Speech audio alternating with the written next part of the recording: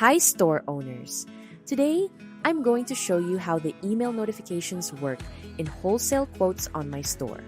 All 8 email templates live under WooCommerce. Then Settings and go to Emails. You can see them right here at the bottom of the list. Let me walk you through what each one does and how to customize them. The first email fires the moment a customer submits a quote. Here on the settings page, I can see the default subject, heading, and additional content.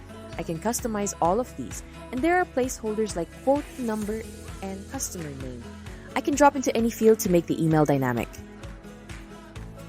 At the same time, I get the admin notification. I can update the subject, heading, and recipient address here.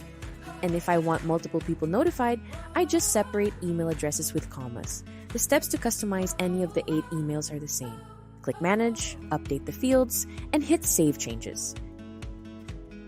When I approve a quote, the customer automatically gets this email.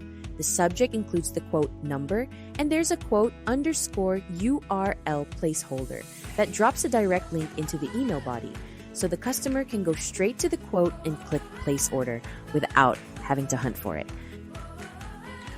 The declined, converted, and expired emails all follow the same layout. Here, I'm on the decline template. There's a handy decline _ reason placeholder that inserts my message when I decline a quote.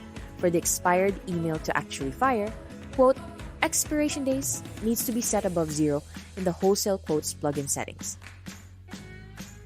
There are also 2 message notification emails. When I send a message on a quote thread, the customer gets this email with a link back to the quote. And when the customer replies, the admin gets their own message notification.